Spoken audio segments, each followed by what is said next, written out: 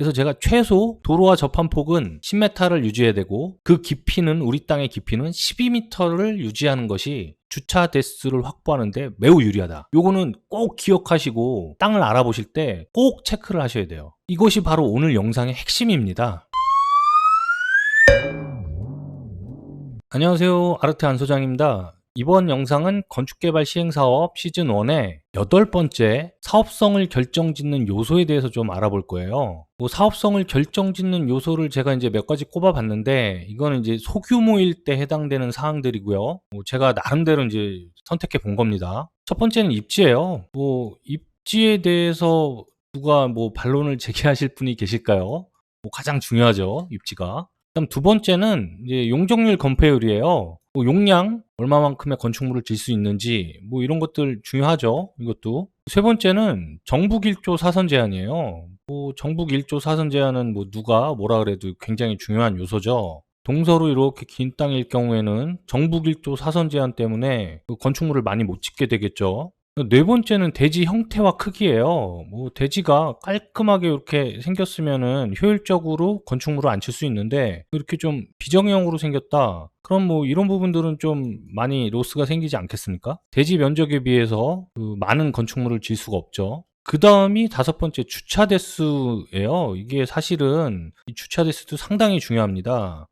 우리가 어떤 건축물을 질 때 그 용도에 해당하는 주차 요구 대수들이 있어요, 법적으로. 그거를 반드시 주차 대수를 확보해야만 우리가 원하는 만큼의 용도의 건축물을 지을 수 있는 겁니다. 그러면 제가 생각하는 이 사업성을 결정짓는 요소, 이것들 중에서 무엇이 가장 중요하냐 순위를 한번 매겨봤어요. 제가 생각하는 순위는 이렇습니다. 이건 개인적인 생각입니다. 입지가 가장 중요하다고 생각해요. 누가 뭐래도 소규모 개발 사업을 할 때는 입지가 상당히 중요하죠. 그 다음이 제가 주차 대수를 뽑았습니다. 이거는 제가 쭉 설계를 하다 보면 항상 크리티컬하게 걸리는 게 주차 대수예요. 흔히 1조 사선 이런 거를 드시는 분들도 계시겠지만, 저는 이제 가장 먼저 주차 대수부터 확인을 합니다. 이게 그만큼 굉장히 크리티컬하게 걸리더라고요. 그 다음에 이제 대지 형태와 크기, 그 다음이 마지막으로 이제 용적률 건폐율을 제가 이제 들었습니다. 몇 년 전까지만 해도 주차 대수가 이렇게 중요하게 생각되어지지 않았는데, 점점 최근에 들어서는 그 주차장에 관련된 법들도 강화되고 그 주차장이 스펙도 점점 커졌습니다. 예전에는 2.3m였는데 지금은 2.5m가 이제 기준이죠, 폭이. 그런 것 때문에 사실은 이제 주차 대수를 가장 면밀하게 살펴봐야 되지 않을까 해서 제가 이렇게 순서를 정해봤습니다. 그러면 주차장법에 대해서 좀 더 깊이 들어가 볼게요. 주차장법 시행 규칙 11조를 보면 이제 우리가 부설 주차장의 구조와 설비 기준이라고 돼 있어요. 근데 내용이 상당히 많습니다. 그래서 그 많은 내용을 좀 설명드리진 않고요. 우리 이제 소규모 개발 사업에 맞게 총 주차 대수가 8대 이하인 자주식 주차장인 기준만 제가 간략하게 설명드릴게요. 굉장히 완화된 기준들이 있습니다. 8대 이하일 때는요. 첫 번째가 주차 단위 구획과 접하여 있는 차로의 너비 기준이 완화가 되어 있습니다. 이 주차 단위 구획 그리고 차로의 너비, 이게 뭐냐 하면 우리 흔히 이제 직각 주차라고 하는데, 이게 이제 주차 단위 구획입니다.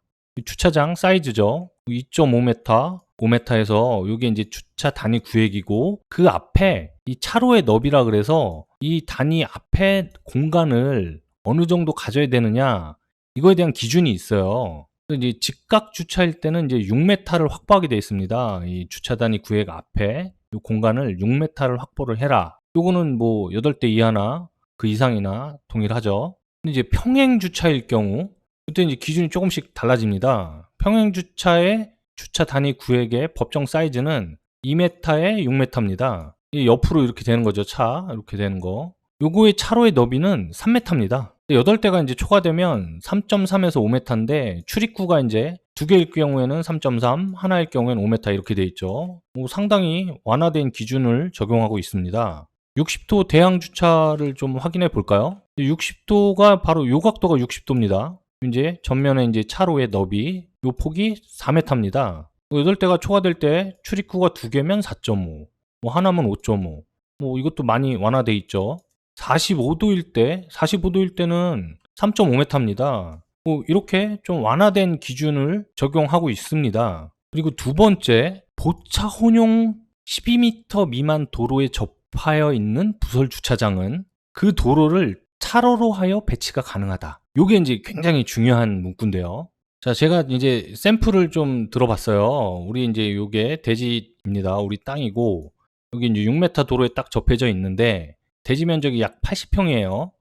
그랬을 때, 보통 이쪽에 이제 차량 출입구를 이렇게 두고, 요 앞에 차로의 너비 그 6m 확보했죠. 그래서 양쪽으로 이렇게 주차를 할 수 있게 계획하지 않습니까? 요게 이제 일반적인 주차예요. 근데 8대 이하일 때는 어떻게 가능하냐면, 이렇게 주차가 가능하다는 얘기예요.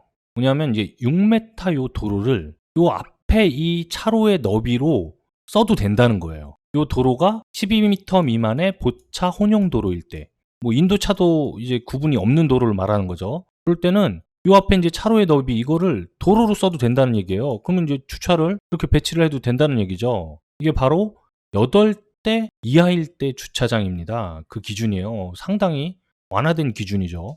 뭐 언뜻 봐도 뭐 이렇게 완화된 기준이 없으면 뭐 여기 코아를 어떻게 뭐 배치하기도 어렵습니다. 근데 이렇게 되면 1층에 뭐 코아를 여기다 배치를 하고 이만큼은 1층에 상가를 놔도 될 정도로 공간이 나와요.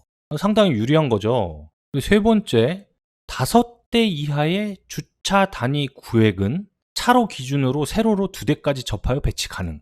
이것도 매우 중요한 대목인데요. 이 얘기가 무슨 얘기냐면 뭐 아까 두 번째 기준일 때 이렇게 배치가 가능하지 않았습니까? 근데 세 번째 기준까지 적용을 하게 되면 이렇게 배치가 가능하다는 거예요. 주차를.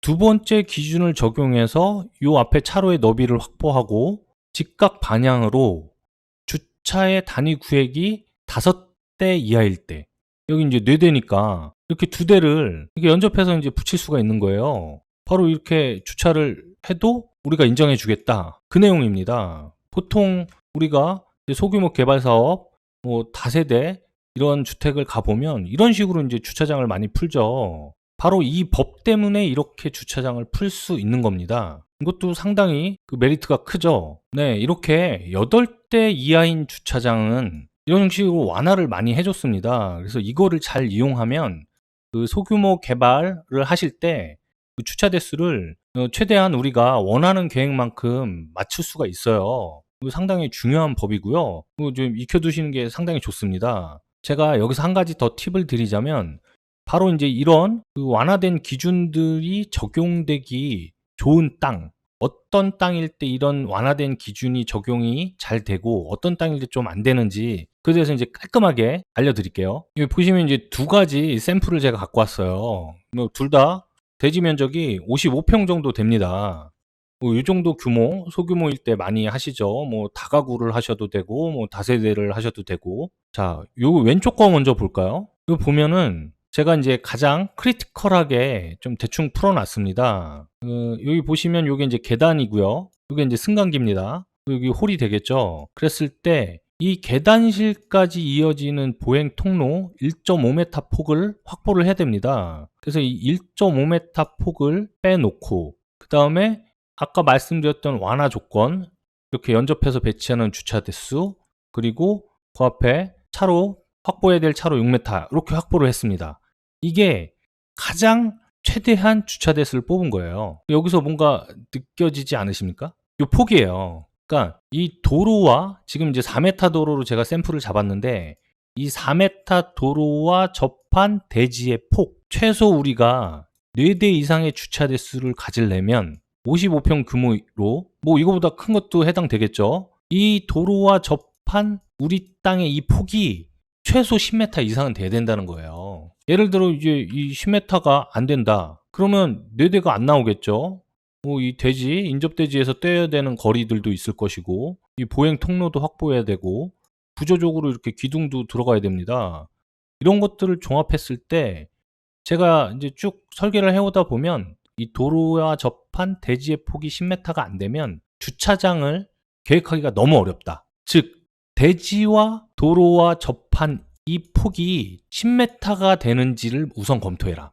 물론 이제 이거보다 작은 땅일 경우에는 10m가 안 돼도 뭐 상관은 없겠죠. 그리고 그 옆에 샘플입니다. 이건 뭐 딱 봐도 뭐 10m가 넘죠, 폭이. 그런데 무한정 이렇게 뭐 길게 하면 좋은 거 아니냐 이러실 텐데 아니에요. 이 도로 끝에서부터 우리 대지 끝까지 요 깊이의 길이도 최소 길이가 있습니다. 바로 우리 땅이 12m의 깊이는 가져야 됩니다. 그래야만 이렇게 연접해서 2대씩 배치를 할 수가 있습니다. 예를 들어 12m가 안 된다. 그럼 뭐 땅이 같은 면적 대비 한 요 정도 된다고 가정을 하면 이 뒤에 있는 이 주차는 다 날아가는 거예요. 그럼 결국 여기는 주차를 할 수 있는 게 3대밖에 안 됩니다.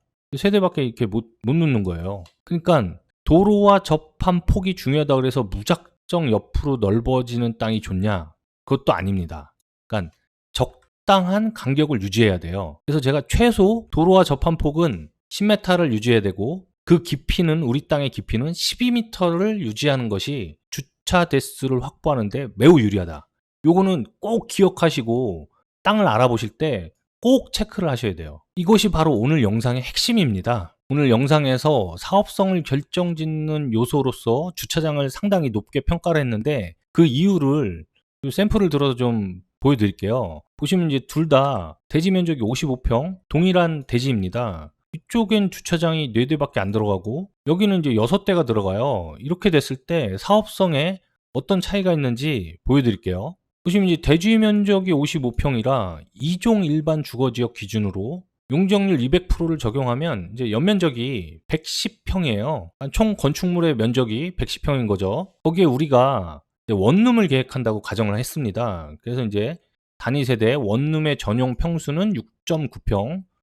많이 계획하죠. 이런 식으로. 그리고 이제 공용, 뭐 계단실이라든가 복도의 면적이 각 세대로 나누면 이제 세대당 2.4평 정도 돼요. 그럼 이제 그 원룸의 공급 면적은 9.3평 정도 됩니다. 총 110에서 9.3을 나누는 거예요.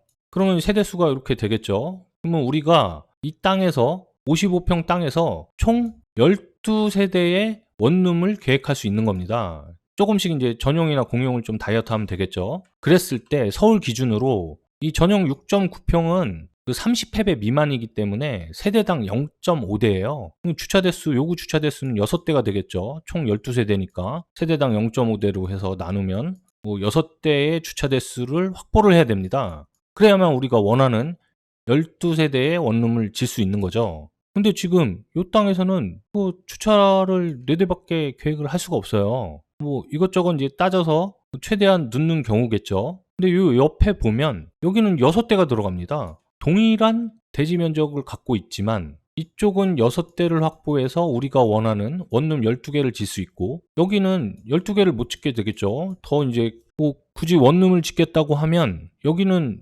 8세대밖에 못 짓는 거예요. 여기는 이제 12세대까지 질 수 있는데 이것 때문에 제가 주차 대수를 체크를 꼭 하셔야 된다고 말씀을 드린 거예요. 그리고 이 주차 대수의 최소 확보의 이런 폭들도 깊이 이것도 꼭 체크를 하셔야 되고요. 상당히 중요합니다. 어떻게 오늘 영상은 여기까지고요. 어떻게 도움이 되셨나 모르겠네요. 도움이 되셨다면 좋아요, 구독하기 부탁드리고요. 저는 다음 영상에서 뵙겠습니다.